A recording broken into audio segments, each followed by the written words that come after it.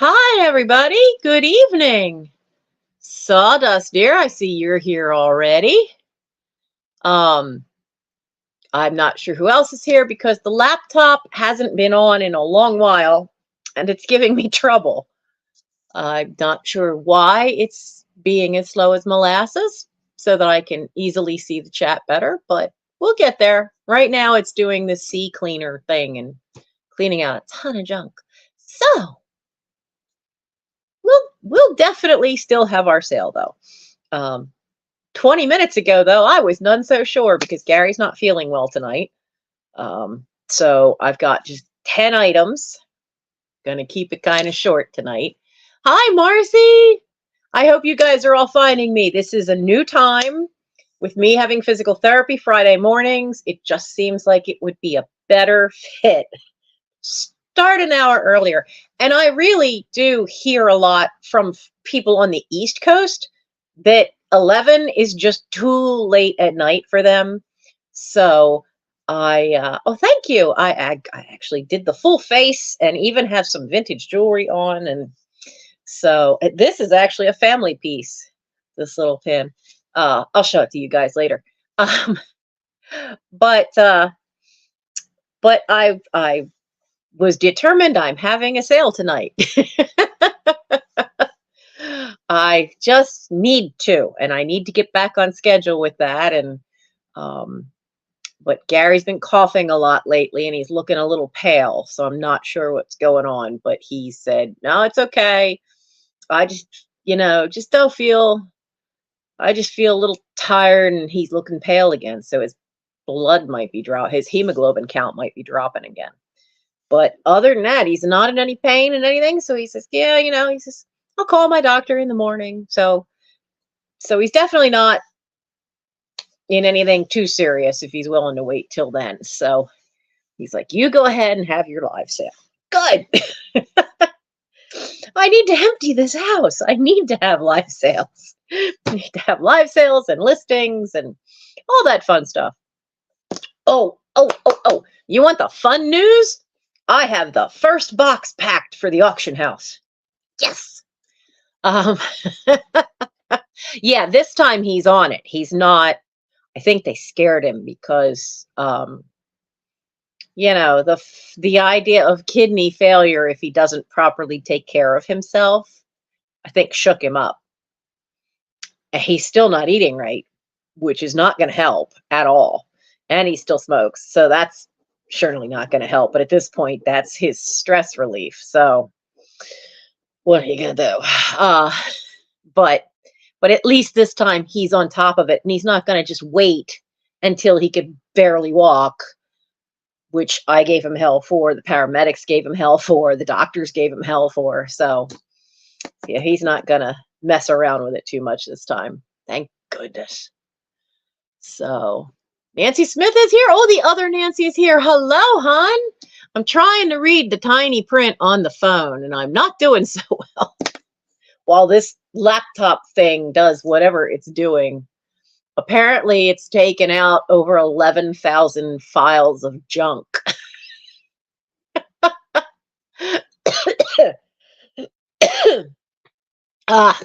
Don't need to start coughing. I don't have any cough drops left.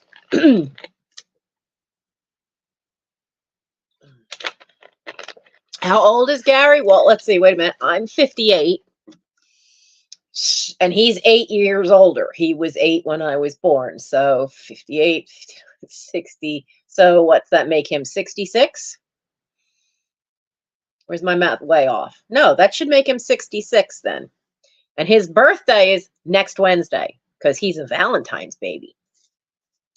Every one of the 6 of us, except me, was on a holiday. Steve wore something eventful because Steve was December 7th, not 1941, but a couple years later. So Steve was December 7th. Phyllis is the day after Christmas, so that's Boxing Day. David was Mother's Day. Gary was Valentine's Day. Roy was Easter Sunday.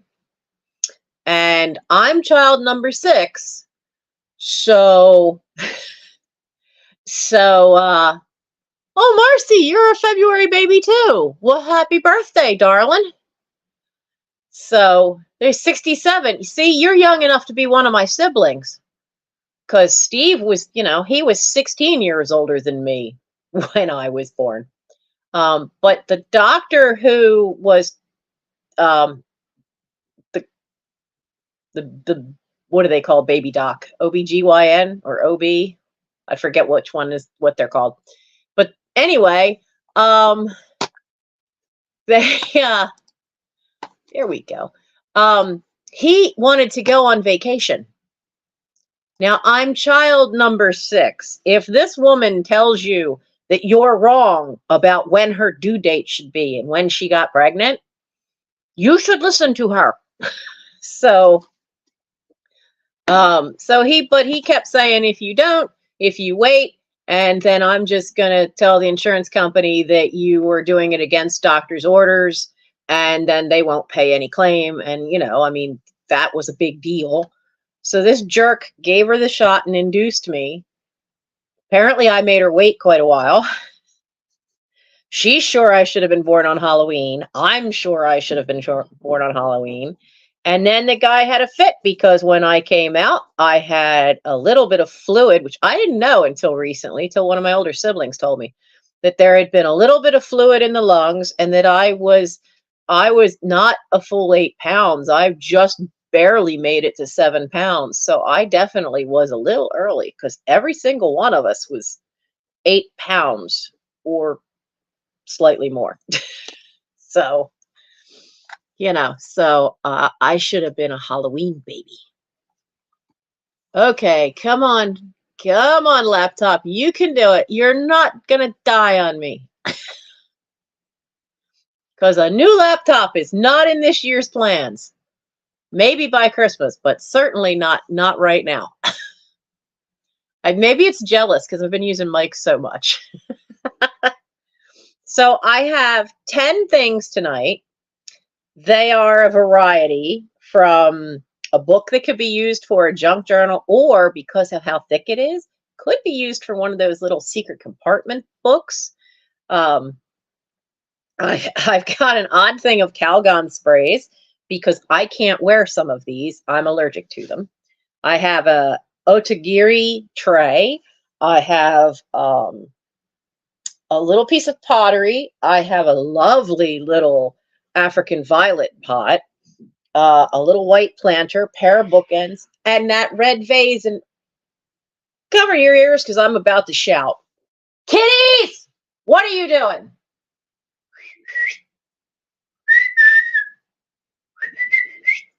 Hey! Now I hear feet coming down the stairs. Come here. Who's being bad? Come here. Come on.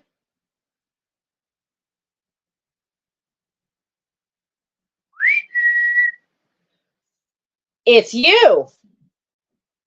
Oh, and there he went again.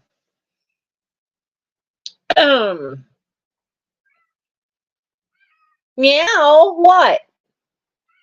Come here. Frodo. What are you guys doing?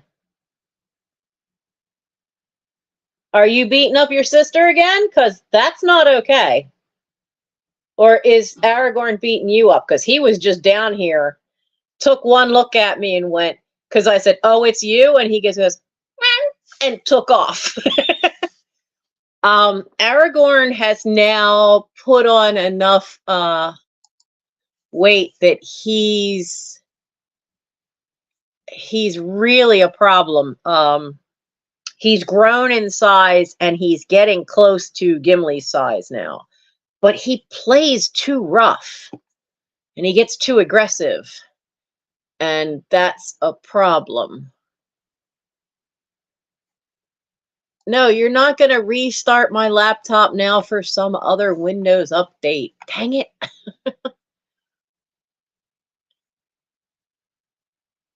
Do I think he would have gotten away with that nowadays? No, I don't know. Because it is kind of easy for them to tell you, well, the insurance is going to cover something. Yeah, Maria, hi. You like the new time? Yeah, I think the new time will.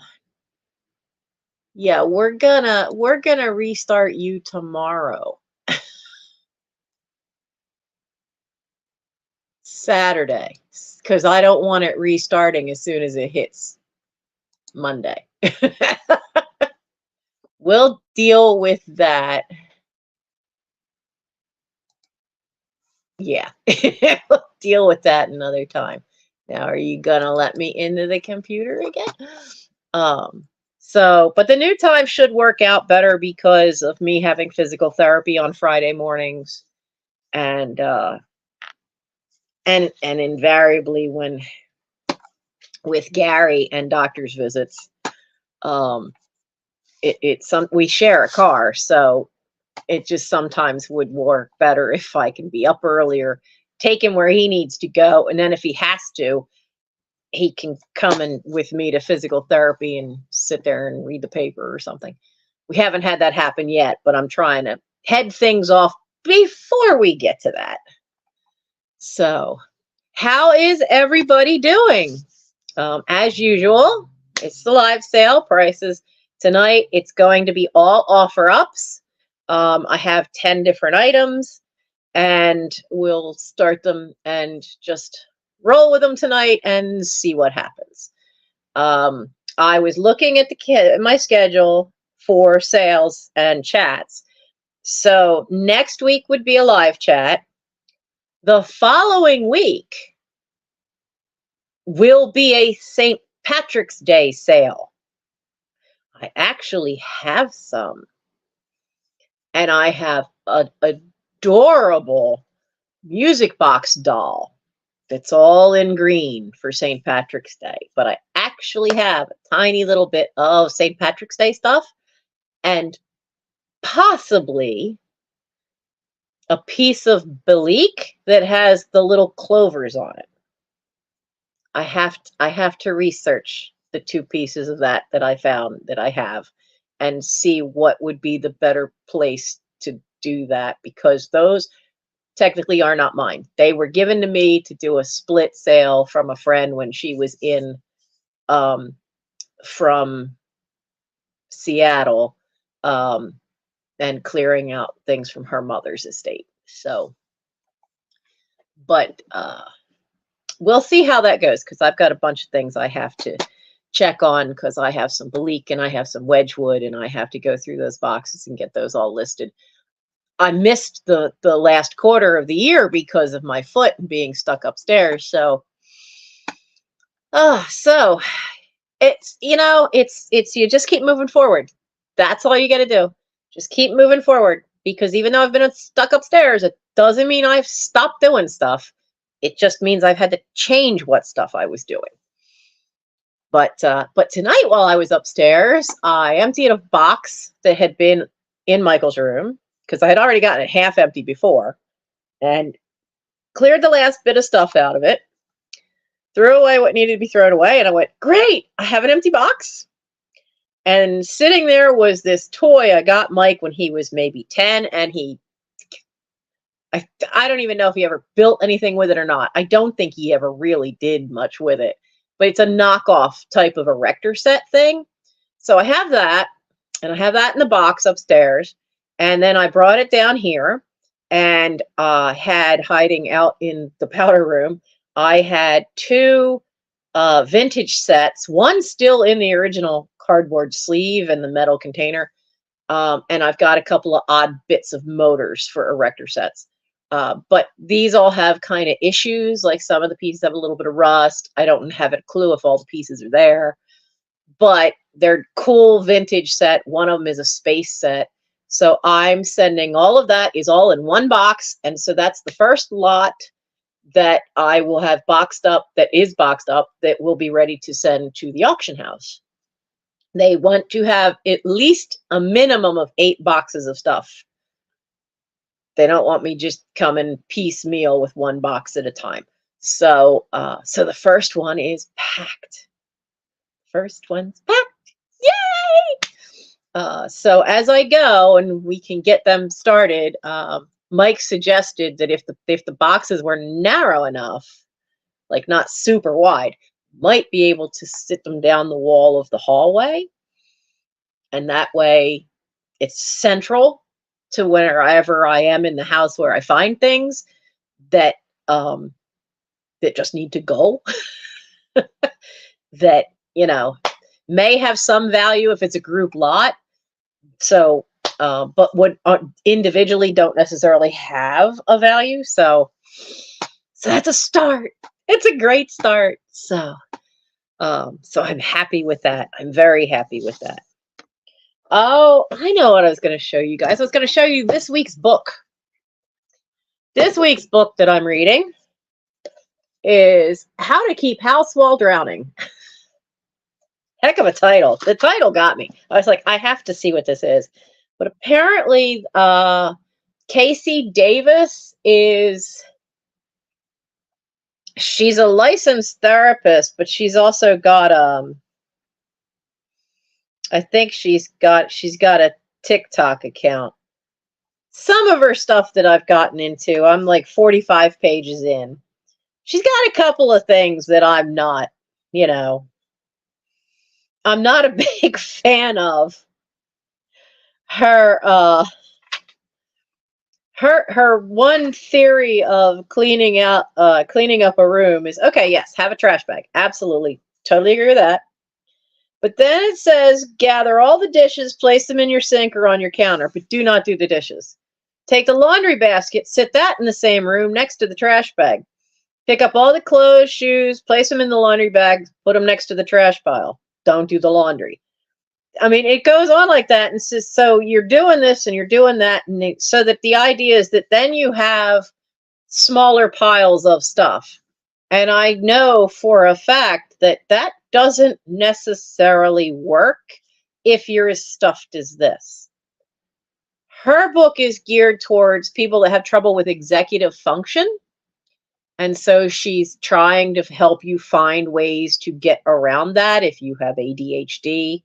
And if you're Gen X, I'm sure most of us have ADHD, but I know I could definitely do.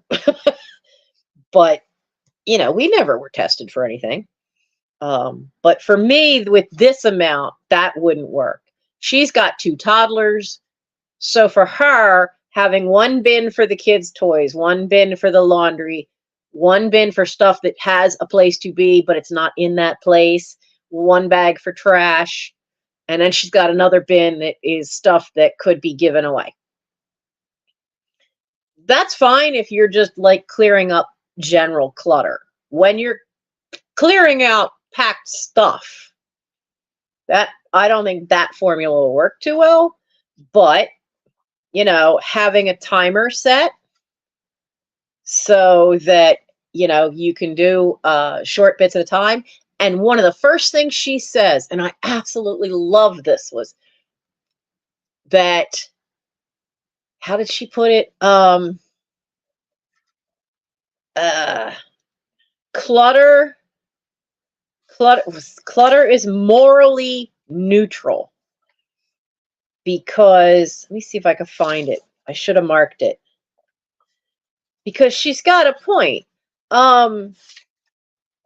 For various reasons, for some people, it could be really hard to function some days, physically, mentally, or any other way. You just might have days where you just can't focus, or you've just overwhelmed and you can't function. And she points out that most of us, here it is, most of us have this little voice in our head because we were raised with it that, well, if you don't have a clean house, or you don't have clean dishes, or you haven't done the laundry, you're a failure, or you're lazy, or you're this. And, no, you're not. But you might need to change how you think of them, in that some of these things are care tasks. If you get the laundry done, you're doing something nice for your future self, because now you'll have clean clothes. And you have to think of it that way, is that care tasks are all morally neutral. You're not a failure if you didn't get the dishes done. But what you're going to do the next time you do the dishes, maybe you're doing a few at a time like I do. I do them when I'm out there for a cup of tea, or I do them when dinner's cooking, and, you know, or Mike gets to them before I do. But it's a care task because you're doing something nice for your future self. And I absolutely love that idea that these things are all morally neutral, because after all, for it to feel like you failed means that you have to feel like you failed something. Either you fail what the dishes don't care if they got done or not. They're not going to judge you. So yeah, that judgment is all just from what you got trained as a kid, or, you know, the voice in your head tells you to do. So think of it that way, in that the objects themselves, they're all morally neutral. You want to take care of the stuff and do what you can because you're doing nice things for your future self, which I really, really, really like. And I've been thinking of that a lot this week. So I didn't know of her. I saw this because it's one of the new ones at the library. That the book is, I think, 2 years old, but this was one of the new editions at the local library, because they have this big wall that has little metal racks that hang on it on a slat wall, and they put whatever they've just bought in there. And I thought, I want to read this one. So that's this week's book. And we figured out now that I have now taken 10 books out of the library, 4 of which are still upstairs. That's Napalm and Silly Putty, George Carlin. There's another book by Helen Humph, who wrote A4 Charing Cross Road, which I never heard of, the one that I have upstairs. So I snagged that. Wolf Children, which is an anime. Well, it's an anime now, but this is the original manga book. So I have that one upstairs. Yeah, and then this one. So there's 4 left from the library, because I finished that one of Frankie Pratt. That one's finished. That one's still up there though. But so I forgot to take it with us when we went to Scouts last night, so I could drop it off. So those are but I've read 10 library books, which, like Mike says, that means now you have to read at least 10 of your own to get rid of them. You know, so he's got a point. But on my Goodreads list, I am actually 5 books ahead, because after therapy, my foot is not happy. And so I'm stuck with my foot wrapped up and on a heating pad for about 3 hours later when I get home. So that's 3 hours of solid reading. I'm just knocking these books out. I'm giving myself 3 hours of solid reading. And I have 3 alarms to get me up in the morning, because the first one and then the second one, I usually fall asleep after the first one. So I have a second one, and they're each set 15 minutes apart. So I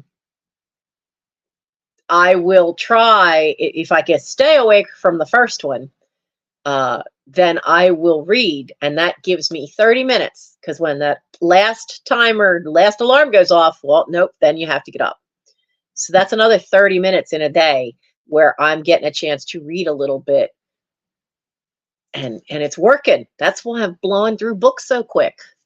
On my Goodreads challenge, I put that I want to read 80 books this year, and I'm actually 5 ahead. So I'll take it. If this method is working for me to click through books, if I can keep it up for the year, I should easily be able to hit 80 and clear out a fair number of the books right off my own bookshelves. So I did take the blood pressure meds. I'm supposed to take it at 10, because I knew then I'd take it at 10 because the lives would be at 11, but I made sure I took it. I took it about 20 minutes ago. And so I have had my blood pressure medicine. See, I've been a good kid. I've been trying. So I've definitely been trying. So let's get this ball rolling. These are all, like I said, all going to be offer-ups. And, as usual, prices do not include shipping. If I already have something for you that I need to ship, that will be going on this weekend. As long as I'm not running to the ER and sitting there for 5 hours again, with my brother. So, and I have to finish, like I have 8 boxes. Marcy, I think one is yours, but I have 8 boxes that have a little bit of stuff in them, but not all the stuff in them. And I know I've got to get into that dining room to get the rest of it so I can fill the box. So I'm getting there. Hello, Warren. Warren, you were having a sale with your teaching aids that you make. Did that happen already? I hope you did well if it has happened already. So I hope that's happened already for you. All right, let's start with the postcards. I only have 2 because I would like to clear them out. Now, this one's never been used. Now, I wonder how old this is because it doesn't even have a divided back. There's no divided back. Doesn't say who made it, but it's a photograph one. And it's a husband and wife with 4 kids. Now, there's 3 boys, definitely. And I swear those boys are in seersucker jackets because they're all striped. And I'm guessing the one with the stare that looks like she's going to steal your soul and kill you in your sleep is the little girl. You'll know what I mean when you see this. This is the image. Now, look at the little girl on Dad's knee. She really looks like she's going to suck the soul right out of someone. This is an offer up, and it's going to start at $4. If you like slightly creepy pictures that you could have for Halloween or just, instant family, it's a fun way. I know a couple people that do that. They have some great pictures on the walls because they've bought them, and it's like instant family. But that little girl, she just reminds me of that movie, Village of the Damned, with all the creepy children, or Children of the Damned, I think. It was remade at one point, and they renamed it. Now, there is a little fade, and I think maybe somebody's finger got in the way, this weird bit here. Or you just tell everybody, use it for Halloween, and just tell them that's a ghost. Tell them that's ectoplasm. But I didn't know I had this, or I should have. Well, at Halloween, I couldn't even do a live sale. I was stuck upstairs. But isn't that hysterical? So I'm going to put in the start at $4. Ah, what did it do? No, no, no, no, no, no, no, no, no. Oh, you stupid laptop. I can't put starts in. Let me get this thing set up. I forgot to set it all the way up, but isn't that wild? So it's starting at $4. If anyone is into this, like I said, I think it would be funny to have as a Halloween thing. I'm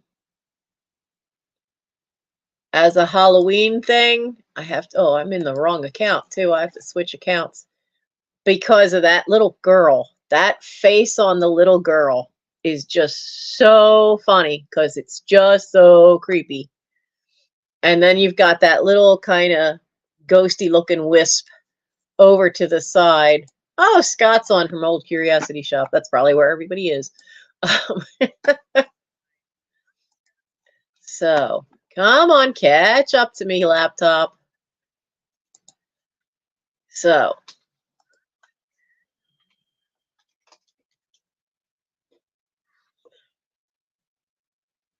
$4. There we go. There we go. Started at $4. So, and if there's no one who wants to have what would be great for Halloween, then that's okay. We can go on to the next one, which is more topical for the time.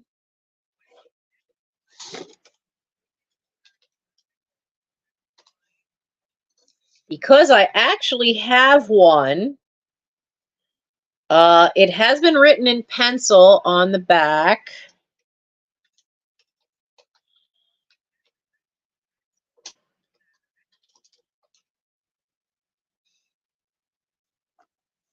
Whoops. So this one's going to start at 4.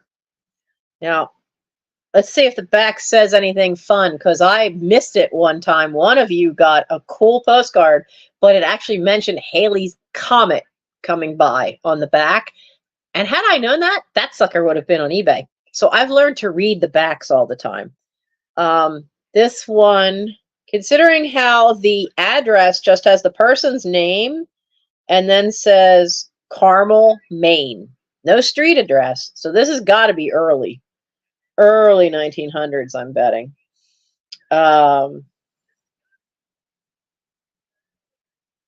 It's embossed, it's embossed, so that makes it kind of hard to read, and it's in pencil.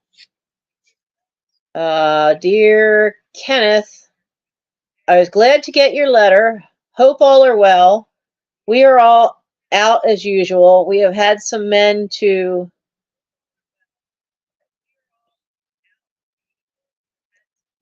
board through the boys' conference. With love, Grandma. But it is the original hatchet of George Washington, which was something that was made up in the like late 1800s, I think. The story of the him chopping down the tree. But look at the gorgeous colors. I mean, this is really nice lithograph. It's in great condition. And, you know, I know we don't usually celebrate President's Day so much. I mean, there's not a lot of decorations for it, but wouldn't that be nice for 4th of July as well, since it's talking about the father of our country? And it's got that great red, white, and blue, and the axe and the cherries. These are all embossed, so it really looks great. Absolutely fun one. So the start for this is $4. If anyone is interested, just put in a 4, and we can start everything's offer ups tonight. But this is, like I said, this is the back. The pencil is written lightly, so it doesn't, sometimes people with a pen get heavy-handed and it kind of etches the words right in. Well, that didn't happen with this. That's why it was hard to read, because the pencil's a little on the faint side, but it doesn't come through and show. There's no indents from the pencil, but it's in excellent shape, and you could use it to decorate with for 4th of July. And it's really cool looking one. So if no one's interested in that, we can pass. So, we have 14 now. Yay! Yay! Now let's see who's next. We'll do the book, so I can set the book to the side. Now, this is a former library book. It has a sticker on the outside. I don't have any more of that undo, which is a thing you can buy that takes stickers off without damaging. You can get stuff off of paper without it damaging the paper. It's really nice. Now, this is The Party and Other Stories by Chekhov, but look how thick this is. Oh, I just went, where is my... I forgot. Is this the right end? This is the right end. So this book, let's see how thick you really are. This book's 1.5 inches thick. So if you wanted to, you could do one of those books where you glue it all together and then cut out the inside and make it a little miniature scene in there, or some kind of little secret keeper book. Or you could make it into a junk journal. There's no pictures inside. The binding's really good. The cover's kind of interesting, fleur de lis. But this was printed in 1917, is what's set up and electrotyped, published September 1917 by the Macmillan Company. Now, with that binding, I wonder. I mean, I kind of think this might be a little later, but this is still a good book for junk journaling. The binding's really good. The pages are clean, but there's no, and the short stories were really good. I didn't know Chekhov wrote any short stories. I only knew his plays. These were really good. So the Chekhov book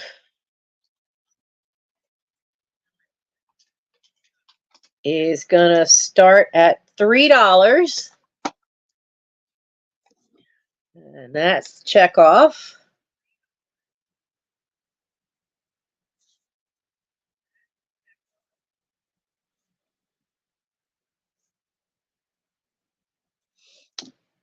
Oh, there's Marcy. Marcy probably just wants to read it. And and the pages are all nice and clean too. I didn't find any marks. I didn't find any foxing. The only thing I did find is that you can see where they did print Helen Kate Furness Free Library. So that's there, and it does have the thing in the back, the little pocket for the card, but it doesn't have the card. But we have Marcy at 3. Is anyone else going to come in at 4 for the Chekhov book? Yep, just to read it. Yeah, I never knew that. I really like the one called A Woman's Kingdom, but I had no idea that he'd written short stories. And there are what, 1, 2, 3, 4, 5, 6, 7, 8, 9, 10. There's 11 of them in here. There's 11 short stories. You know, this has been a library book for a long time. And libraries used to get stuff rebound. I know that kind of numbering. That's from a library, and it says 1917.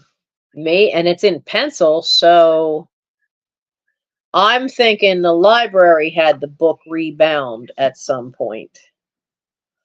But still, it's a good book. It's a very good book. So Marcy is at 3, and I don't see anyone else for that. So we can start to call that. What are you doing out there?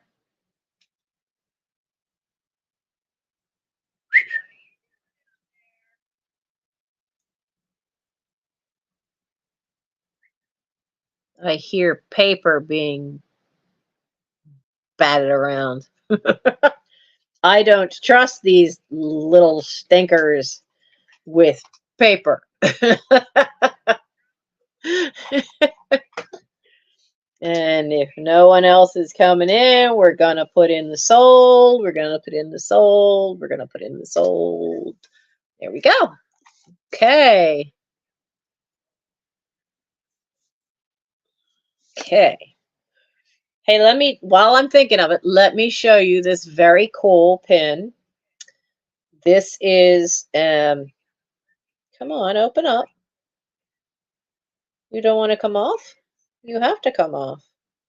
I'm not putting you through the wash. So I don't think this is set in sterling, but it needs a cleaning. But this is, whoopsie, FET is Florence Edna Trout, which was my great aunt. She was my mom's side of the family. And there you go. Now you can see, now you can really see the initials. But you can see like the T has lost quite a few of the stones. So, but I don't care. I like it anyway. But it's a neat looking little thing. And Annie Floss was Mom's godmother as well. So, but she's the one who left me in the will all the jewelry boxes in the house. So I got her stuff, and I got leftover stuff that was jewelry from my great grandfather, because he was a jeweler. So I have a couple of cool pieces from there, and I like this one. This is one of them. So I wear that to remember her. She was so shy and such a sweetheart. And I was so shy that sometimes going up there, we'd both just kind of sit there, and she'd try to coax me out and get me to talk. Didn't always work, but we eventually got to where we could talk to each other. So I have a pack of Calgon Take Me Away fragrance sampler set. It is unused, and we're gonna start this. This is gonna start at 5. Now it's still in there, and you have Tahiti Orchid. You have, what was the other one? Morning Glory. That's the blue one. The orange one is Hawaiian Ginger. And then you have one called Moon Petal Musk. I'm allergic to musks. I am very allergic to musks. Now, it comes with a bonus of a cosmetic bag, which you can see this neat little silver cosmetic bag in the back. And so this is an offer up for this. I had it, and then I thought, it's just sitting here. I should see if anybody else would enjoy having these scents. I can't wear the musk because I'm allergic. Hawaiian Ginger and Orchid scent is not my typical scents. Morning Glory might be interesting, but so I thought I'd see if anyone here would like to have Calgon take them away without having to get into the bathtub. So it's basically a fragrance sampler set. So you can have the wonderful smell of some of Calgon's things, and a nice little silver makeup bag, new in box and unused. I tend to like. Mike says my scents come right out of the Edwardian era. He's not wrong. I love Lily of the Valley. I don't have any more of that. I haven't found a place to get it. I like gardenias, Lily of the Valley. I used to have, a long time ago, I had one that was violets. That was a neat scent, but I've never found that again. But yeah, gardenia and Lily of the Valley are my two favorite, like, for perfumes. And there was one that wasn't a floral scent, put out by Lancome, called Tresemme, but Tresemme is expensive. So yeah, I'm not big on a citrus, and I think the Hawaiian one is kind of a citrusy ginger thing. So I was like, yeah, nah. But they're all considered body mist, which basically is a lighter. It's not, doesn't hang as heavy as perfume does. So this is starting at $5, and you can have the fun of smelling like summer, because I mean, come on, Hawaiian Ginger, does that not scream summertime, sand, beach, big volcanoes, lava floating down? So that, I don't see anyone coming in for that. So we can pass on that one for now. Now this is one of the nice things of the night. This is an Otagiri tray. Now it does say design Gibson greeting cards. on the back. Now that really surprised me. That really, really surprised me. But it is an Otagiri black lacquer tray. And this is all in gold. And then the color, you'll see a little wear on the green and on the wing. On the wing right here. If I can get it to, there it is. There's a little bit of wear there. And there's a little bit of wear on the green on his head. There we go. You can see it right there. But that one is pretty cool. Warren, is that for the Calgon? Because I didn't put the start price for the tray yet. Let me know, Warren.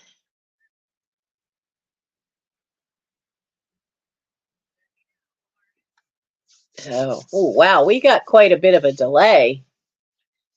I just heard it from when I said, asked Warren. Okay, let's see here. How much time now? One.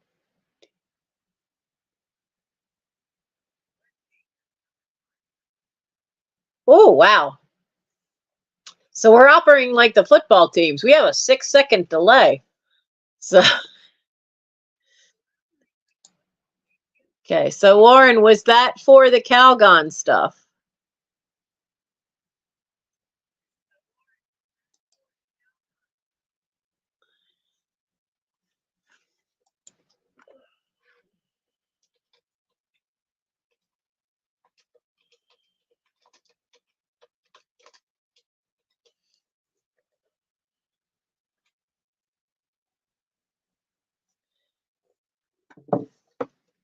$10.47.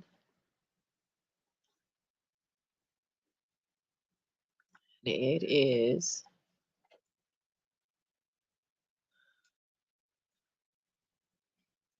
Well, Warren, you let me know, because that's what was 5. Now, the Otagiri tray is going to start at 8.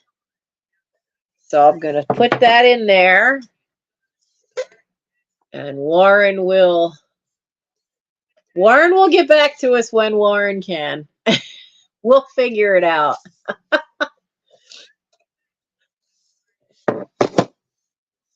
So there, the perfume set. Okay, I'm not going to bother reopening it, but Warren, you were the only one that wanted to come in for it. So we're going to just go ahead and let you have that one. So we're going to remove that. Anybody else want to come in for that? This is your last chance, because I'm not doing going once, going twice. I'm just going to put a sold.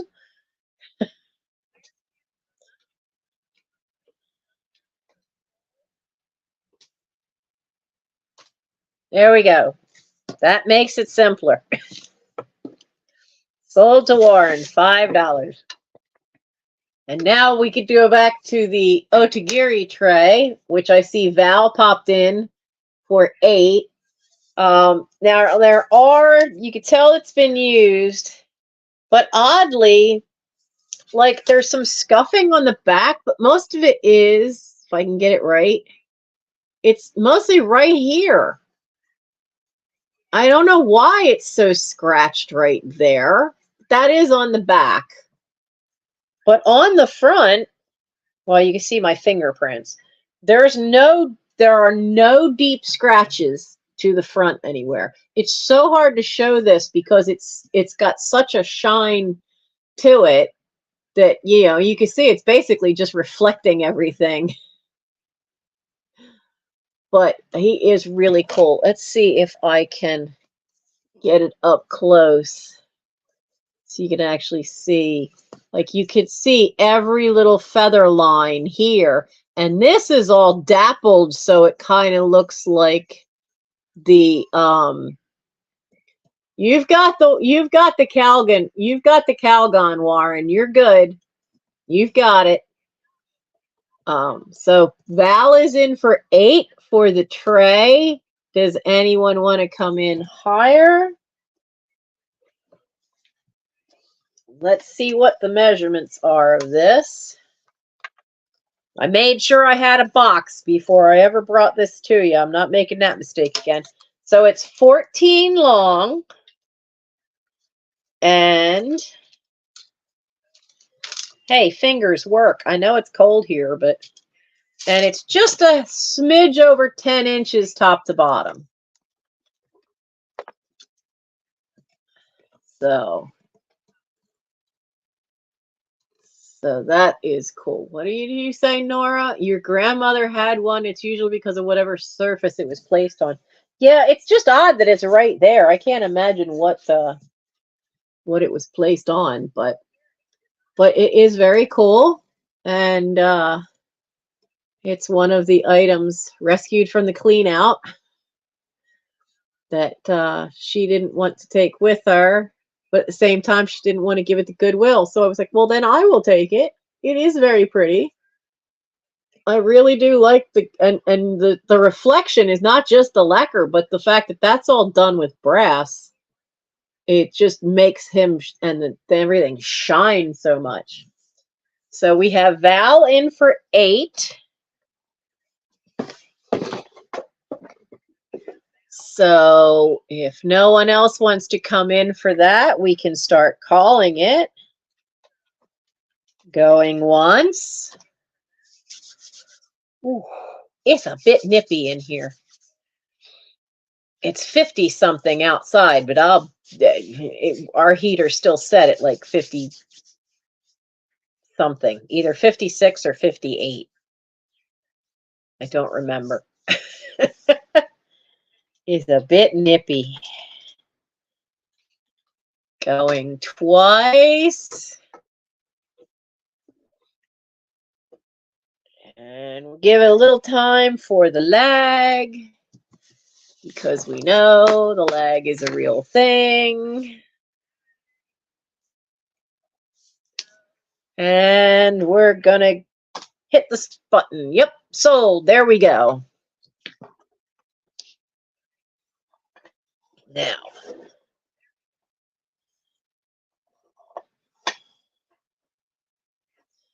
the next item I have, one of you had told me that this is the kind of pot that is for a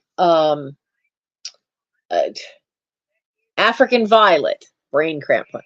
So it's not glazed inside, nor is it glazed outside. There's a little price sticker stuck to the bottom, but you can see that it has an M. This was made by somebody. Yeah, it's supposed to get really cold through part of the country. And then by Saturday, we might get some rain, but then by Monday, we definitely should be getting rain. And this depends on where that cold front hits, whether I will see rain, sleet, or snow on Monday. So, but the inside is all nicely glazed, and underneath the blue glaze, because now this thing has been glazed several different ways. So this light blue, there's a tiny little M hiding under there. This was made by somebody, and they did a beautiful job. So the light blue is one glaze, and then there's dark blue. But then you can see one right there. Every once in a while, there's these lavender bits. There's some there by the handle. There's a green one right there. And there's some there. I mean, it's so cool. And the reason it has the holes here is that you pour the water in there, because African violets like to be watered from the bottom, because it's very easy for them to get crown rot, which is if the crown rot is when on the top of the dirt where the stem meets the dirt, it can very easily rot right there underneath the leaves. And so that's why they want you to water them so that it soaks up from the bottom. That's why this sits in there. The plant goes in here because they do tend to like being in smaller pots. And that way you just put the water in here, never have a problem. Honestly, it's absolutely lovely. It's such a cool looking little piece. And you can see, I mean, it's never been used. Now, if you could think of some other use for it, you could certainly do that, but that's what it is. It's an African violet pot, but as a piece of pottery, it really is a pretty little thing. So let me get the start on there, because apparently, from what I could find out, violet pots are not easy to find and can be crazy expensive. The few I found online, like new ones, were kind of like, you have to be a serious collector grower of African violets for the price of some of these pots. It was crazy. So the violet pot start,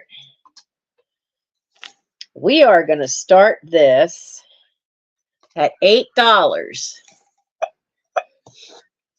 which is beautiful piece. Absolutely beautiful. It has, and the feet are really nice. It's nice and even too when it sits on the floor, or sits on the floor, when it sits on the table or a windowsill.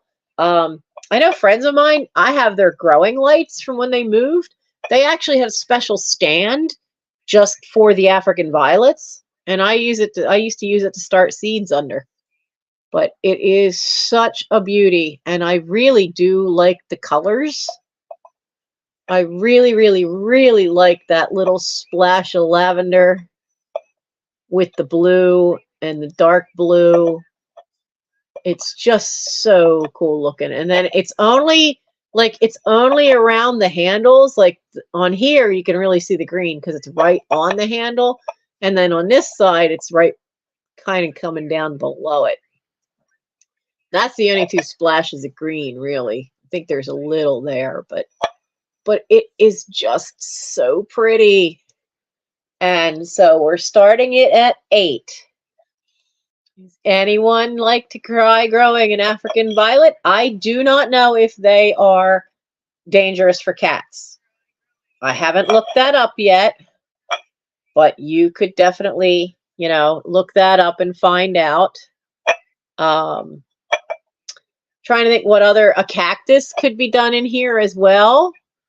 You could have a really nice little cactus plant in here, because cactus they don't need a lot of space. They like being pot bound, because most of the cactus you get are very small.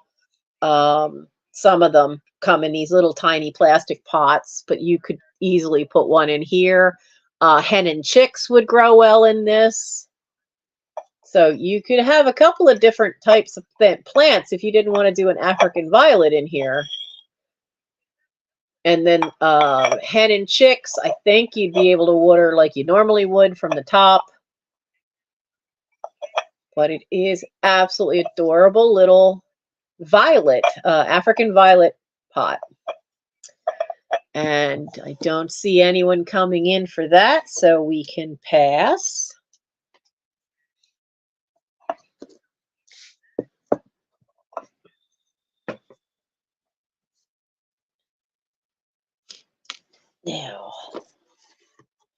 Now here's something you don't see too often. I actually have bookends. Hey, hey, hey, don't you slide away from me. Come back here.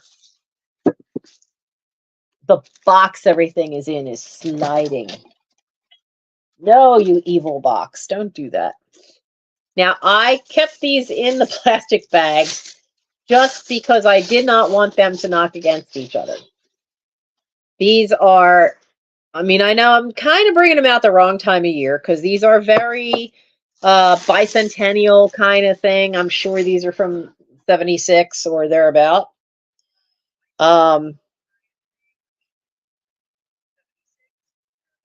Actually says a name says Jackie on the bottom of one,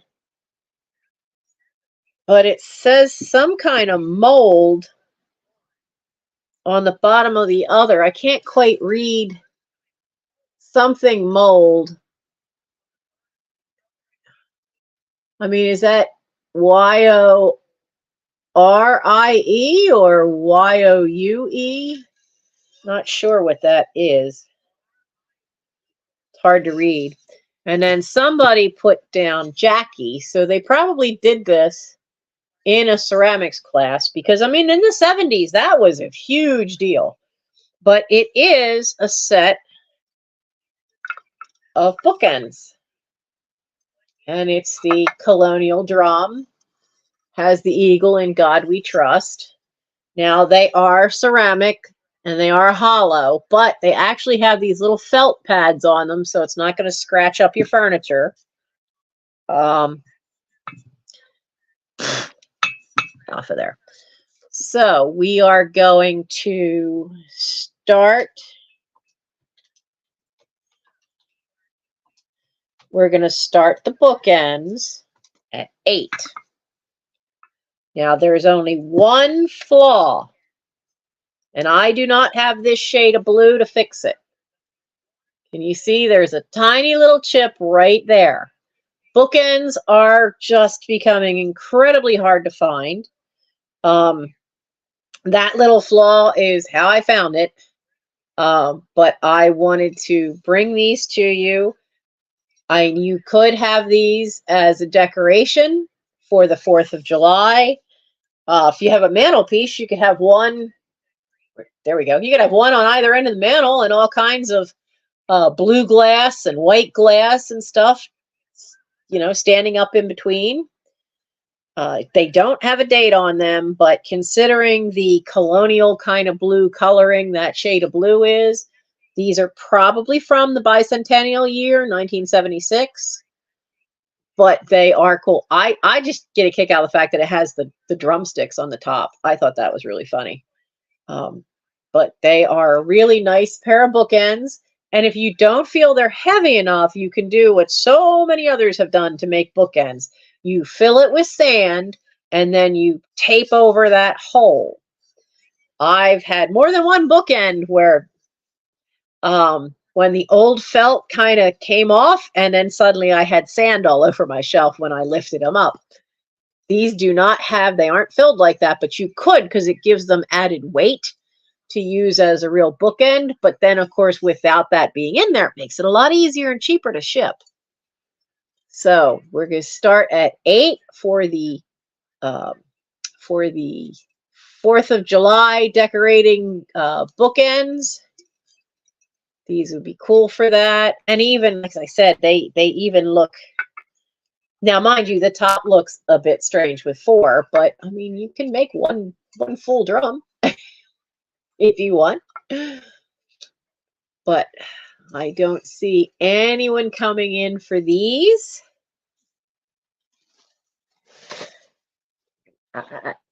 Your bag there. We're going to put a bag in between them when I sit them over here. Because, any of that stuff that's made from those plaster casts, I always get a little, they don't want them to chip. So let's see.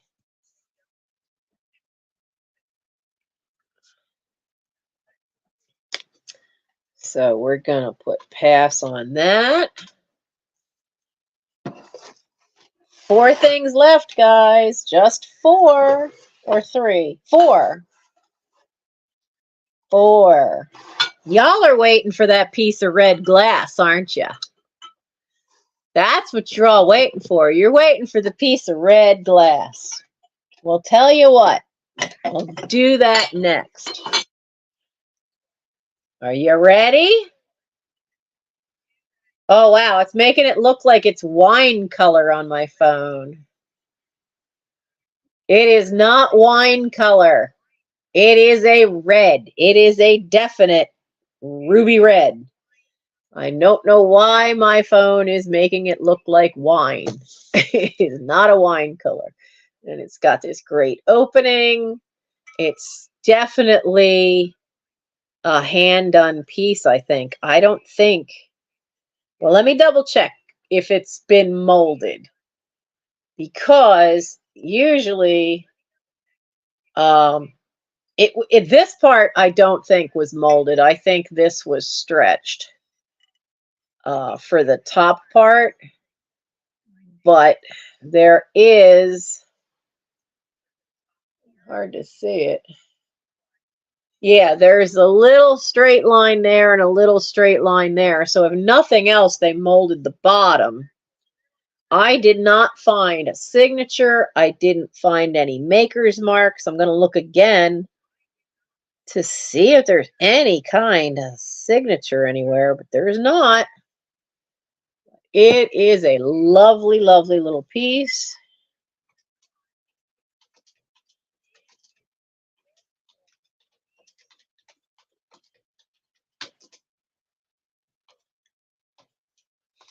We're starting. Oh,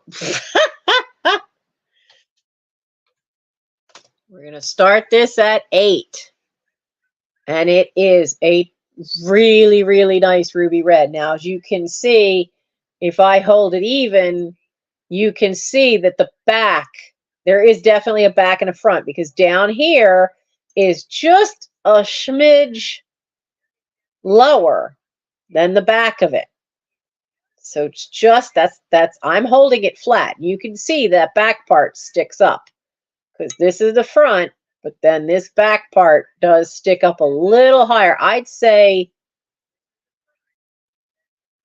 that back piece is about 3/4 of an inch taller, but it is definitely a ruby red. It's not the wine color that my phone is making it look. At its tallest point, it is 6 inches tall and 5 inches wide. So it's 6 inches tall, 5 inches wide from here to here. It is a gorgeous ruby red, and there's not a chip, not a scratch to it. It's a lovely, lovely piece. And red and white are two of the colors that you can use for so many different ways of decorating. Because with red, I mean, you can use red for Christmas, you can use it for Valentine's Day, you can use it for 4th of July, you can use it Labor Day, Memorial Day, or just because it's a cool accent color. It really is. And this is a beautiful, beautiful piece. And it is starting at $8, which is, for glassware, that's pretty much a steal. And I just wish that the lighting and the camera were giving it. No, it is not flashed. It is not flashed. It is a beautiful red glass. It is not flashed. Because now, this was a piece I had before. This is flashed, but this is not. It is a lovely red color, and it's that beautiful ruby red. I ran my hands in and out every little bit. I was holding it up to the light in the kitchen after I washed the dust out of it, and I was like just going, it's so gorgeous, but with my luck lately, there's probably a flaw. Well, closest thing to a flaw we've got is the fact that you can see, well, you might not be able to see it. There is a tiny little line right there and a tiny little line right there. They're only on the base. That's the mold line. So I really think that even if they molded this at first, it certainly probably molded it to get that shape for the base, to get this really cool shape. I think this was all stretched. I don't see any bubbles. I'm going to double check again, but I did not find any bubbles. I am getting fingerprints all over this thing. Yeah, no air bubbles, no scratches, no chips. There's no indication at all that this thing is flashed in any way. So it really, I don't believe it is flashed at all. I think this is red glass, and it's really just beautiful. So we have Val in for 8. Is anyone else interested in coming in for this wonderful little vase? And honestly, I mean, you could use this because of the shape. and it's got a nice little bit of weight. You could put other things in there. It would be one of the fanciest pencil holders you've ever had in your life, right? I mean, you could use it for more than just flowers or for just decorating as is. You could put your pens and pencils in it. Be gorgeous. Be one of the fanciest things on your desk. Could be really cool. So I see Val in for 8. And if no one else is going to pop in with 9 or higher, then I'm going to start calling it for this lovely little ruby red vase.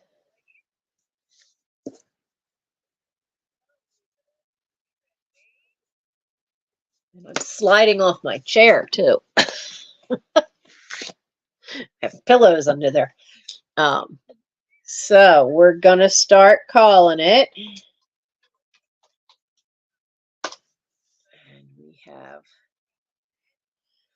we have Val in for 8. Going uns. It's going uns at 8. If anyone else wants to jump in, you can. But we've got to get it going twice in there, and maybe this time I won't add any extra letters. Oh, suddenly we're from Denmark. Going ons. And no one's coming in, and I'm not looking, so now we will put in the sold. Yep, there we go. Val, dear, that one's all yours. We are going to very carefully sit you right there. All right. Thank you. Val, thank you very much. That is a lovely piece. Oh. Whew. Cold hands tonight. Ugh. I'm sitting probably at one of the coldest spots in the house because now Mike got that window kind of fixed. These 2 windows were never put in correctly, so their tops slide down. That one he managed to get a tree branch wedged up underneath it on the outside. This one is down about that much, but it's not enough really to, it means it's not sealed tight, but there's no real gap. It's close though. But the basement window on this side has completely rotted apart.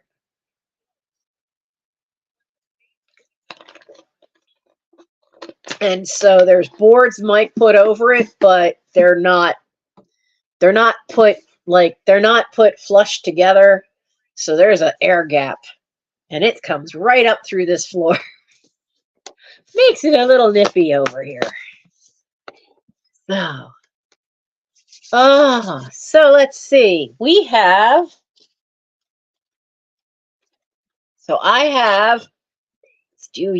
I have a vintage glass floral frog. Isn't that cool? Honestly, these things are getting harder and harder to find. I know someone that uses it for showing off old marbles because they have some marbles that are the uranium glass in them.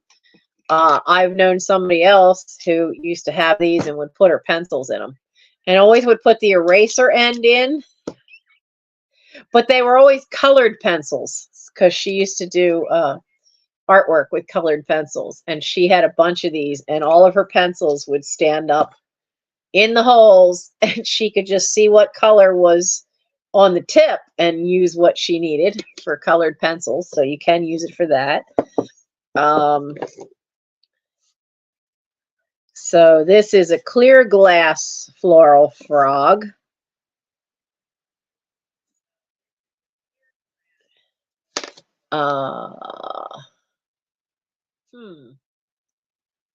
I forgot to write down.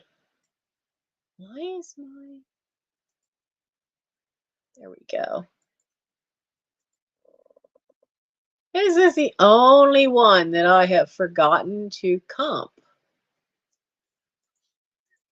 Really? I forgot to comp one.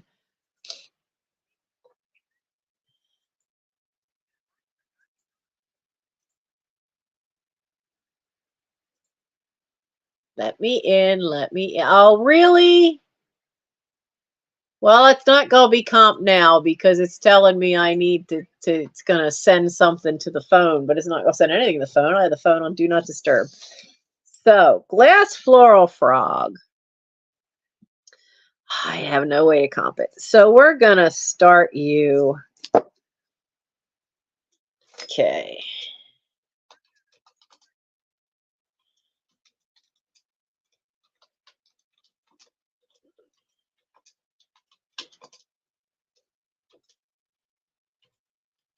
We're going to start you at 7.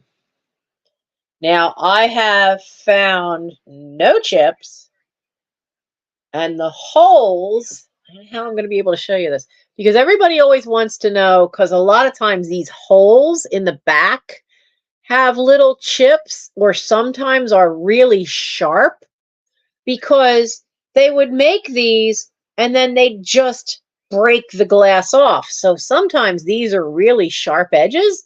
Not this one.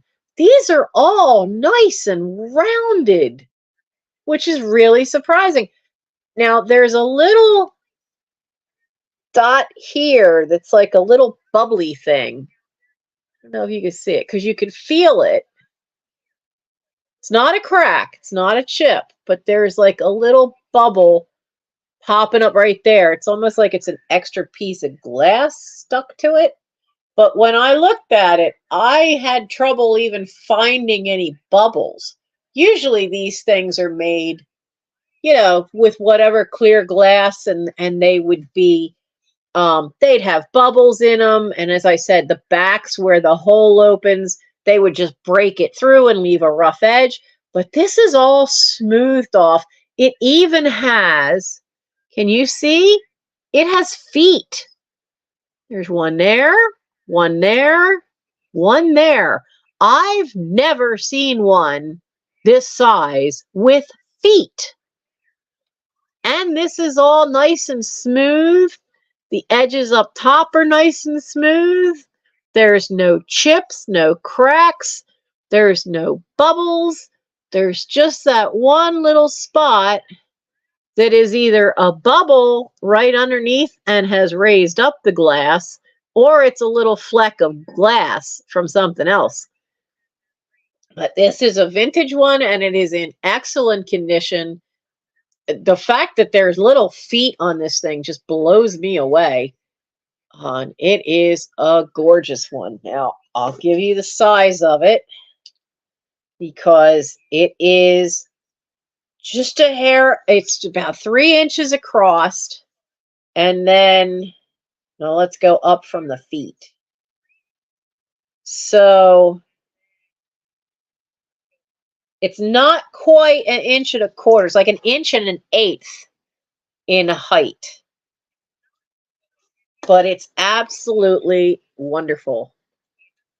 It's really a wonderful piece because it's in excellent condition and is really a nice quality one.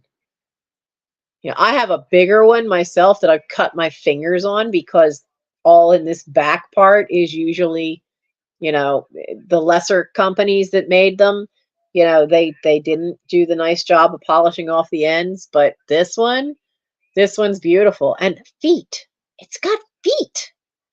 They never have feet. They might be domed a little like this one is, but I've never known them to have little tiny feet. So I don't see anyone for the floral frog. So we can pass on that one.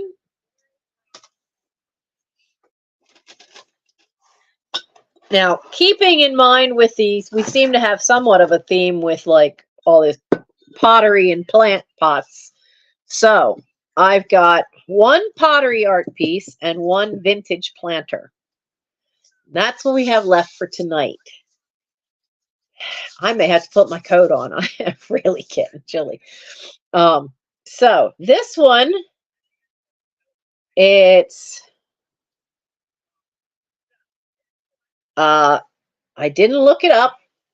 I probably should have, but it has this really nice thing around the edge. It looks like maybe they took a piece of string and around there.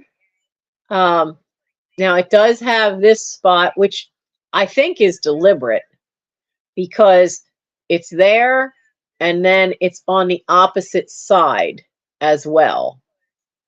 It's just not as wide on this side. But on the bottom, it has SANNA. You can see clay on the bottom and you can see the signature. So it's an artist piece, but it's a nice little sized pot. And you can put anything you want in that. My son asked me, where's the lid for the sugar bowl? It's not a sugar bowl. Mind you, you probably could, but you could. I mean, if you wanted to, and you use those little packets of stevia or what are some of the other sweeteners that are the chemical ones. But you know, if you have the little packets, you could fill it up with the little packets on your table. You know, it's such a nice little size. You could do a lot with little things like this. So it's 3 inches tall. It's 3 inches and a quarter across. So that lip sticks out a little further than the actual sides do. So it's 3 1/4 across here and 3 inches high. But it is a pretty little thing. And I'm talking about it and realized I didn't put the start price in. Oh, yeah, you could put all kinds of things in here. So,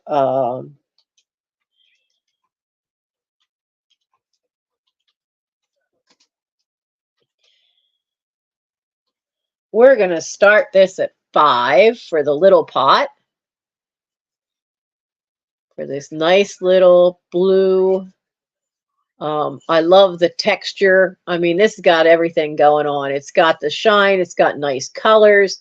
I mean, being that it's that kind of muted, lighter color clay. The glaze is good. I don't think it's ever been used because there's no scratches or dirt or marks on the inside. And as I said, it's marked Santa on the bottom. Odd name, but I do really like this textured bit. It really kind of looks like they wrapped the string around and made it pulled it a little tight to cut into the clay. Before I'm guessing they did it after they put the blue on it, but it's really got, you know, something about it. It's just really pretty cool.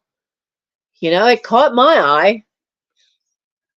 I just don't see with as much as I like it, I just don't see with how we want to decorate when we have it emptied that it's going to quite fit in anywhere. You know, an Edwardian dining room, or we haven't decided Edwardian or Civil War era because Civil War table for the dining room. So that's going to be very like formal. And then in here, we want to be able to show off the Asian stuff that we have and Japanese stuff. So it doesn't quite fit in with that, though it might be able to. The kitchen's can't wait. The kitchen's gonna be all Doctor Who. So it's starting at 5. And I don't see any takers for this wonderful little pot. So we can pass on the pot. And then the last thing I have is a vintage planter that I think was definitely used once because there's a little bit of a darkness around the inside right at the very edge. Let me get a little swig of water here. Like I said, I'm out of my cough drops. So now we will do,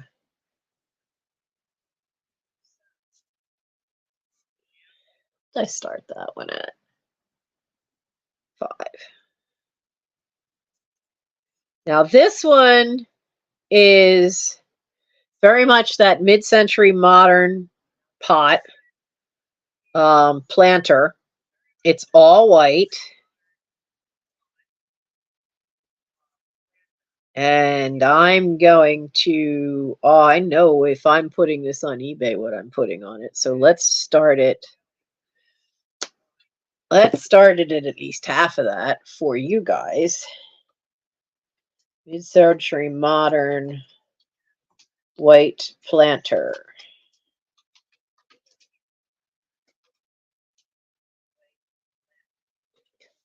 We're going to start this at 7. So here's the base.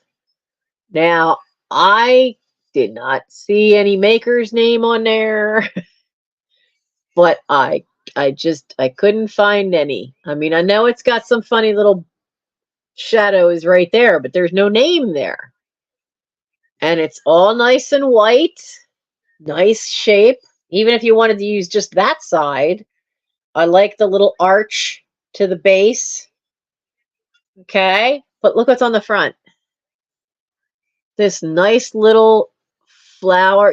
You think? I think it might be Shawnee, because Shawnee always did that. But it's not marked, and I don't really have any books on Shawnee. Honestly, if this thing said McCoy, it wouldn't be going anywhere. The planters that are, and vases that are the white and the yellow. I have some that are, I have a vase, big tall thing that's a McCoy, that's a white with a matte finish. I absolutely love it because I collect those. But yeah, this one could be Shawnee, but the starting price is $7. Now there's no chips, and while this looks clean, there is, maybe you can see it. You see there's like a tiny little ridge. It's almost like a bathtub ring, you know, and it's faint, but it's there, and it didn't want to come off. So I think that's from, at some point it had a plant in it, but maybe not for long.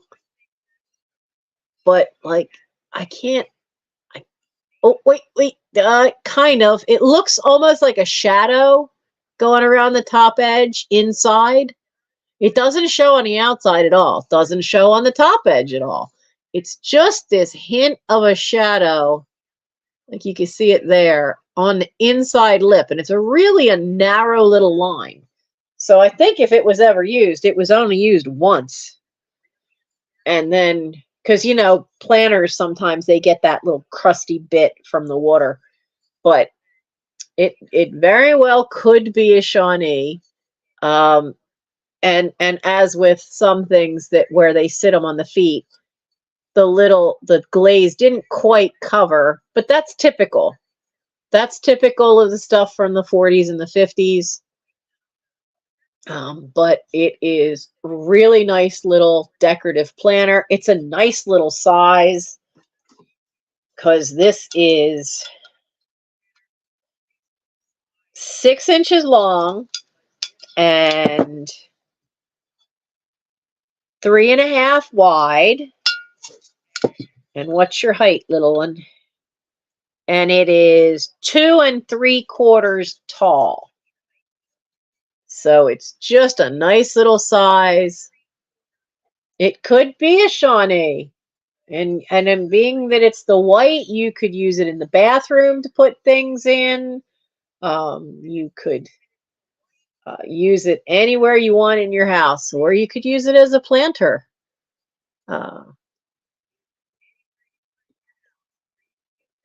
But it is such a pretty little piece, in good condition, lovely little planter. And starting at $7, offer up $7 start.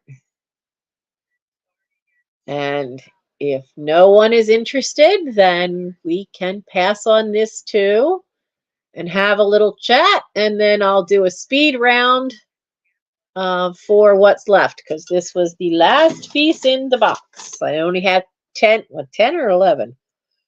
1, 2, 3, 4, 5, 6, 7, 8, 9. I had 11 things tonight instead of my usual 15 because I was dealing with Gary. Was a little worried about Gary, so. But, well, you think? I mean, it seems kind of small for that. And I know, like, I have quite a few McCoy pieces that are earlier pieces. They did an awful lot in white. Most of the white I have, though, is vases and satin finish.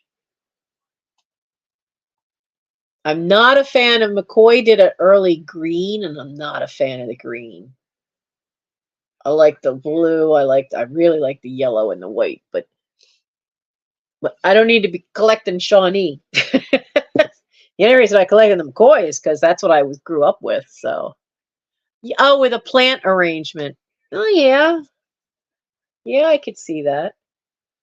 It's just definitely got that mid-century modern vibe to it, but it could be earlier because, I mean, with this looking almost like a pond, it could be maybe that's meant to be a water lily, but still thought it was pretty cool. And no one's come in, so we're going to pass on that one. And got to readjust sitting on my pillows again because I'm sliding. So I hope you've all enjoyed all that stuff. We'll have a little say hello while I line this stuff up for a speed round. And we'll see what we've got here. But things here are going as well as they're going. Physical therapy's going well. My foot feels a lot better. I can walk 5 days out of the week without pain. Well, 4, give or take. Because I mean, after therapy, it's not so bad really because they've stretched everything out. It's nice and loose, and you're good. You're good for about 3 hours, and then things start to tighten up again. And as you get towards the night, then it's tight. And then when we wake up in the morning, it's really tight. So that's how I end up, usually by the evening, I'm stuck for 3 hours, just not walking on my foot. But that's when I'm getting the books read, and which is okay, because, need to get the stuff out of here. And so that's been good. I'm balancing off getting healthier, and so that's working out. Gary, fingers crossed that his hemoglobin count continues to rise, though with as pale as he was tonight, I think it's dropped again. It got to 9.9 was the highest it's gotten back to. It should be like 13 or 14.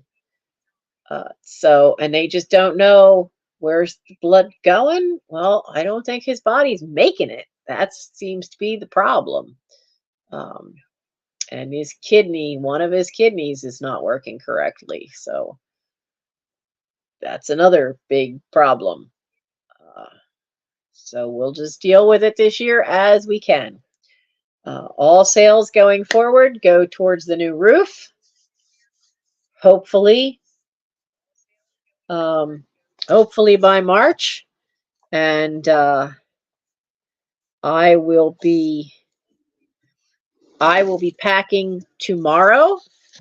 I'm going to do that first instead of my scout paperwork, because when I get into the scout paperwork, I lose track of time, and then I don't get to this. And I have to flip that and make Tosh the priority. Even though, and we've really been pushing hard on advancement for these 14-year-olds that joined. So a lot of that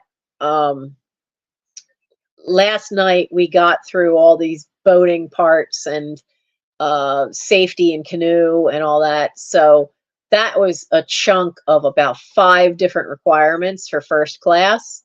So I have all that to add in for the boys that were there that needed it. And so now after that, though, it's more a case of catching up the ones that didn't, maybe they missed a night. You have 3 that weren't there for one thing, so these 3 need. So it's more like catching up a little bit. The bulk of it's done, so I won't have so much paperwork once I get all that into our record book. So I can get back to where got to focus on this being the first priority, as opposed to all of January where scouts had to be the big priority. Just because we've got 9 kids who didn't join until they were like towards the end of being 13 or 14. So that puts them seriously, severely behind. But we're getting there. We're getting there. So let's see. We've got that. The red vase is sold. The bookends are here. Violet pot tray is sold. That's sold. Where did I put the postcards? There's the postcards. Okay. So, y'all ready for the speed round? We'll do it in reverse order.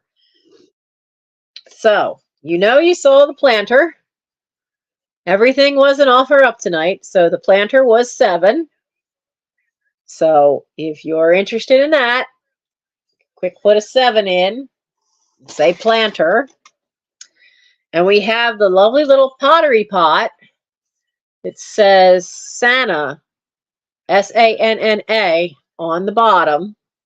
It's an interesting color clay. I honestly don't think I've ever seen that. But we have this wonderful little pot, and that fade line is part of the decoration because it's on each side there. The pot is $5. It's definitely because everything was an offer up tonight.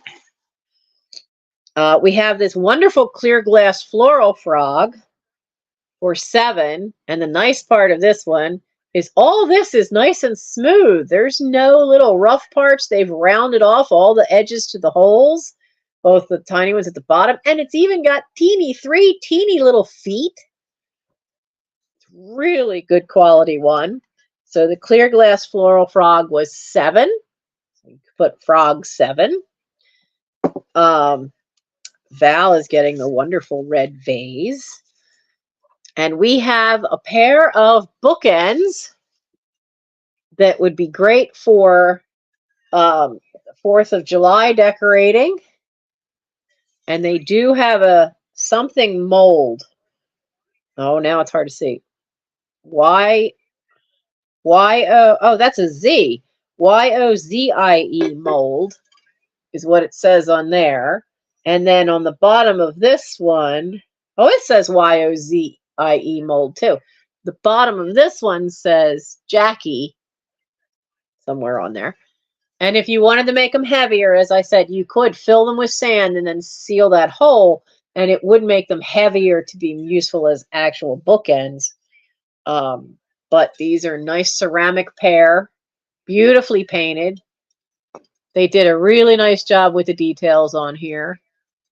And they even shaded to make sure it's dimensional. Even these are shaded. So there's a darker color brown on the very bottom on the edges to just add to the dimensional look of the drumsticks.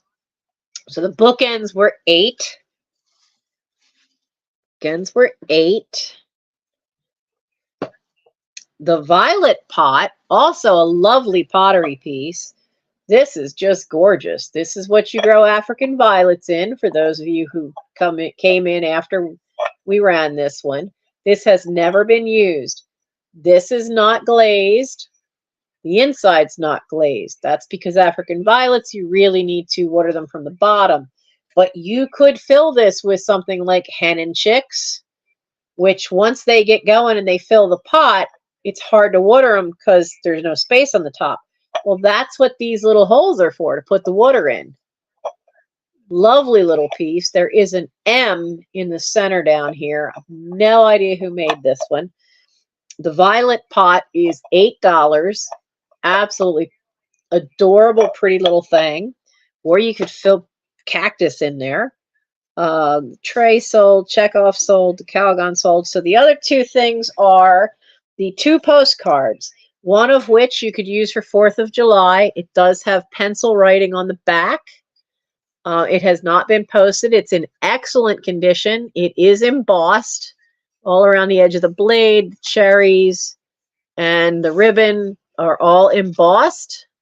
And it's the original hatchet of George Washington, which is one of our wonderful history myths.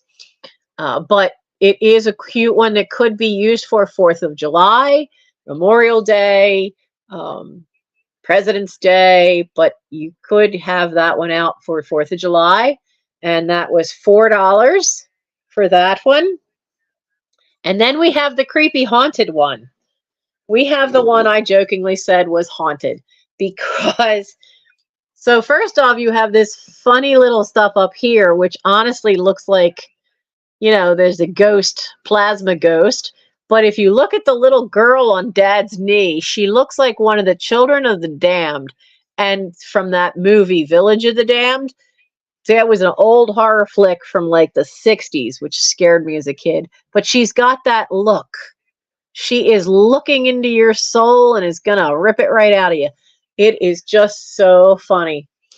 I mean, it's just, you can have instant family picture, or you can have it as a creepy Halloween picture.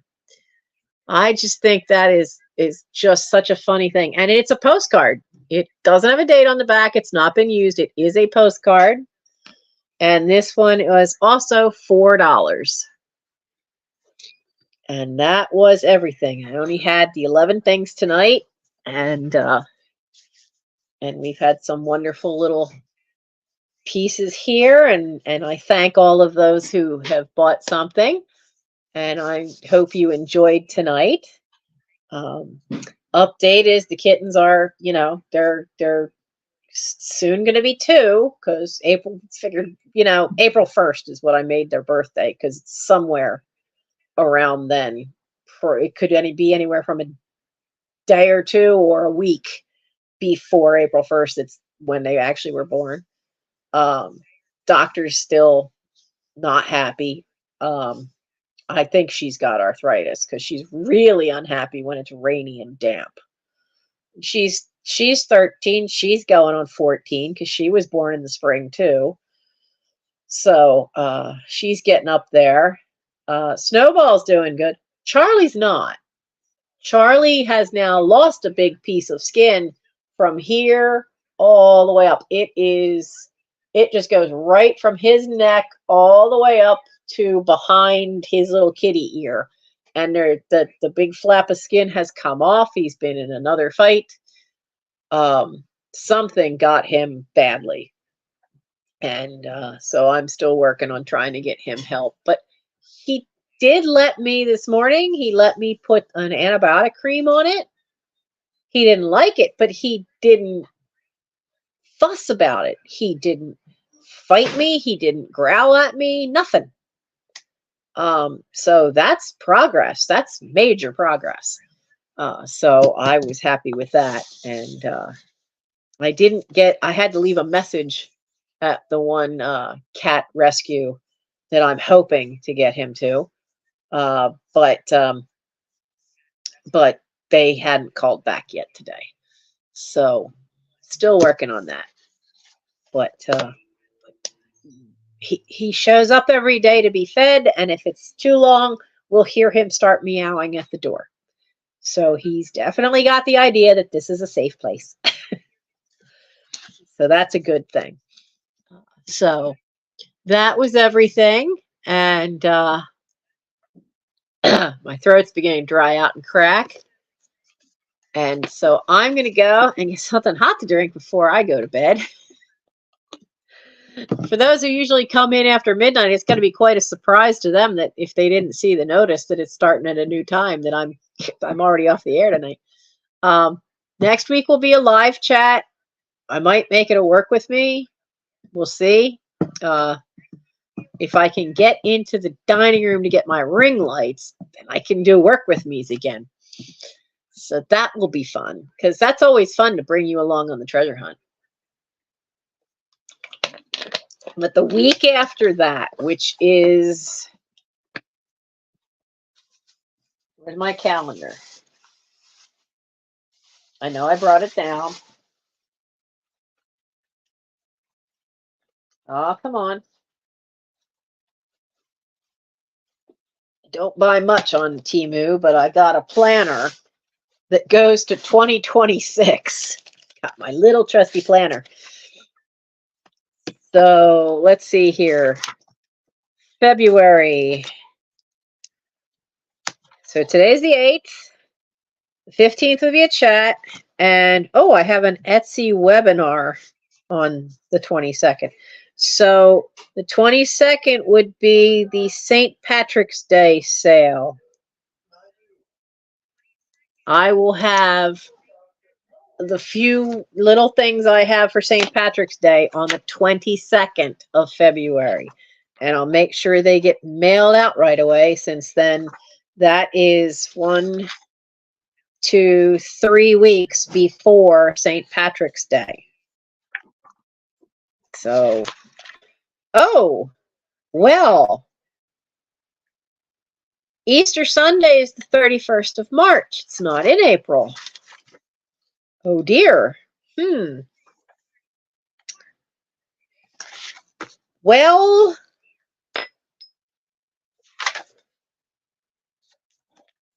then let me change this to St. Patrick's Day and Easter.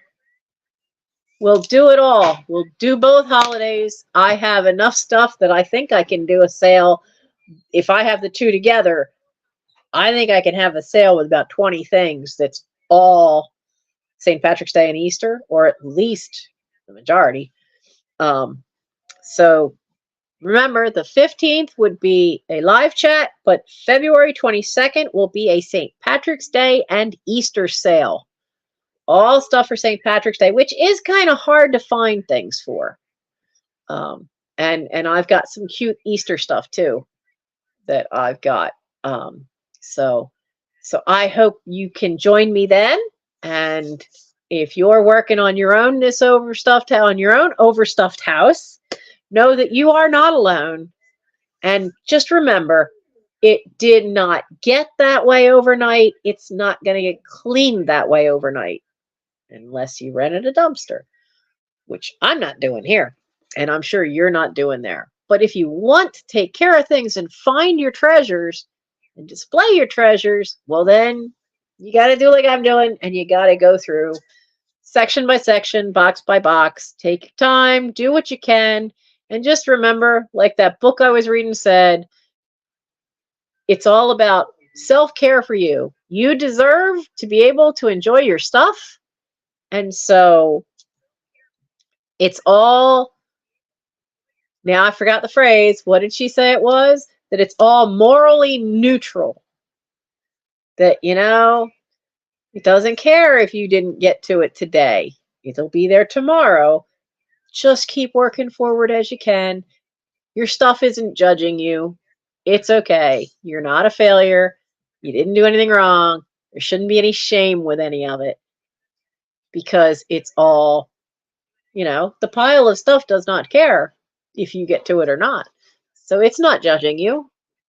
Give yourself some care and understand that you don't need to be that critical of yourself, but you do need to be kind to yourself.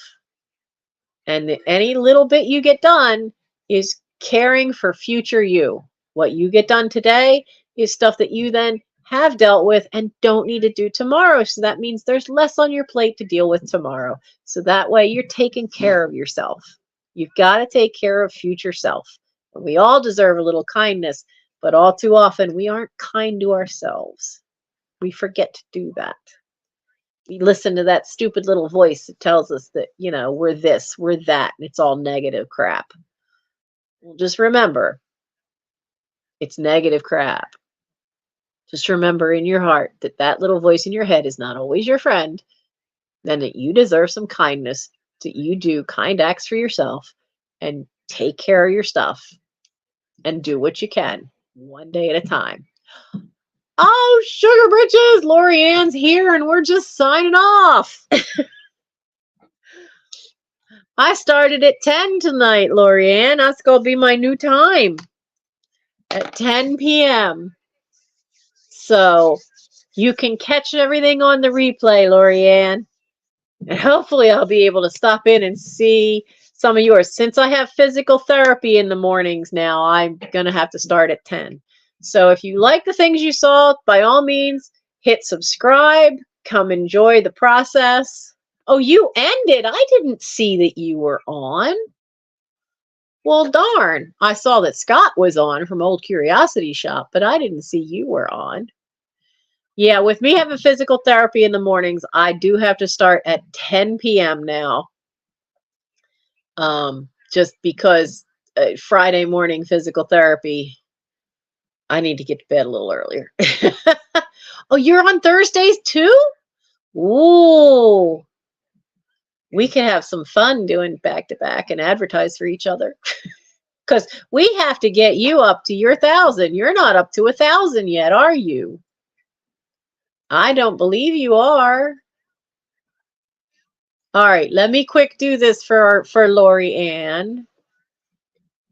Oh, Scott's still alive. Let me find Sugar Britches.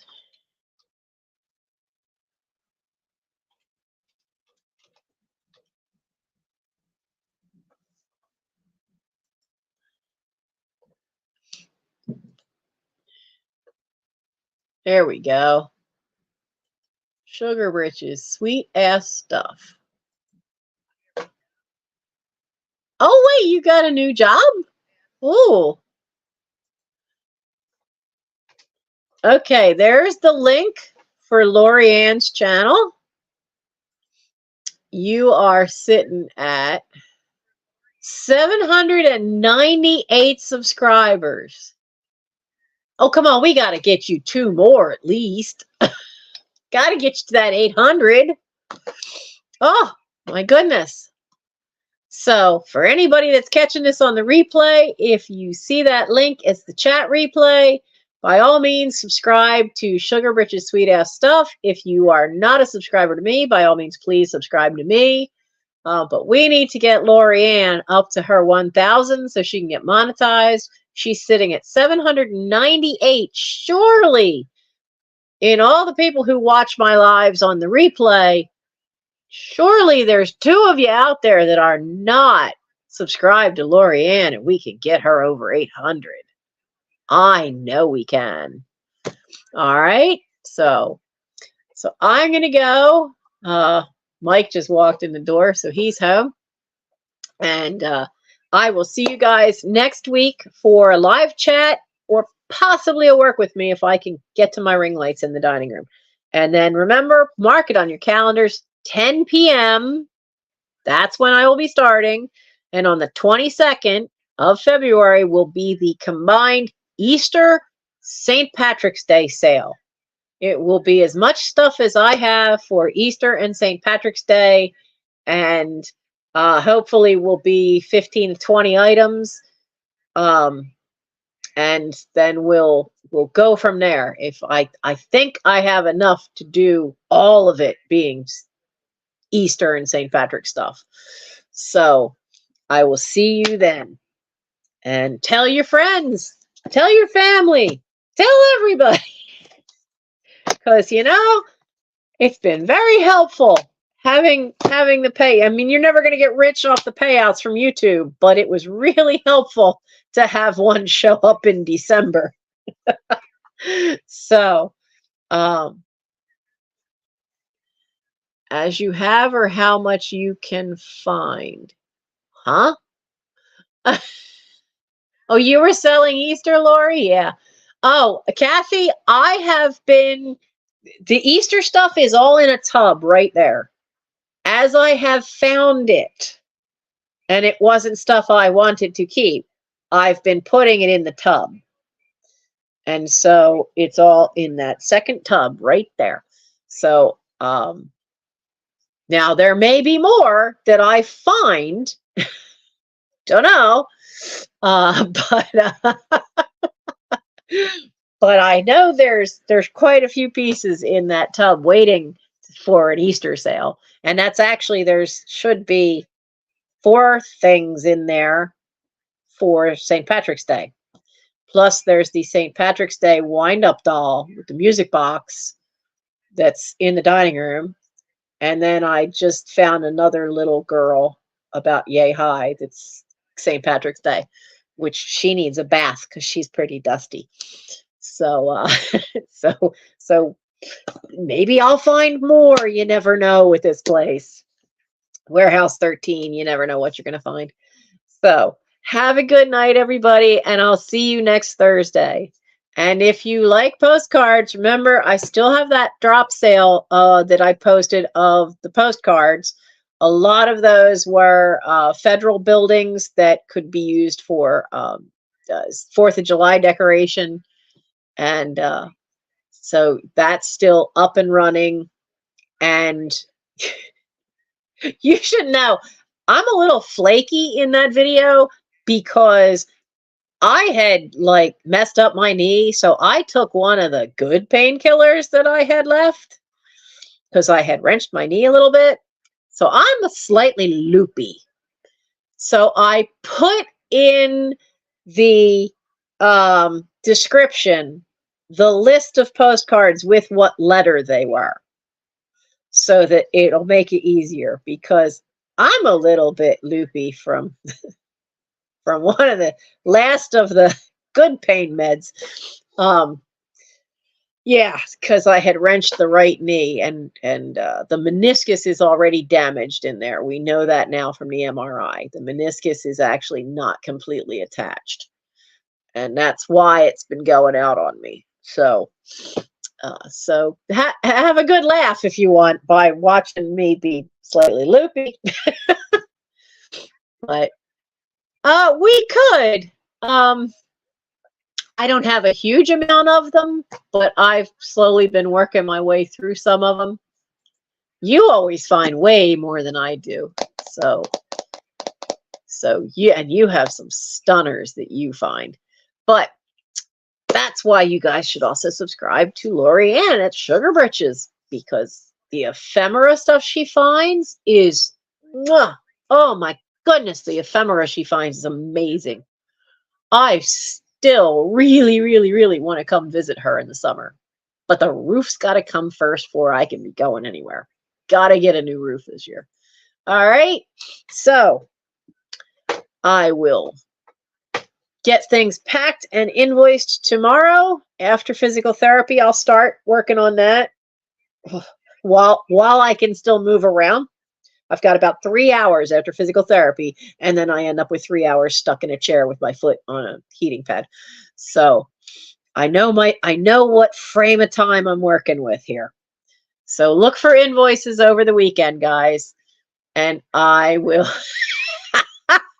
potential serial killer Valentine cards.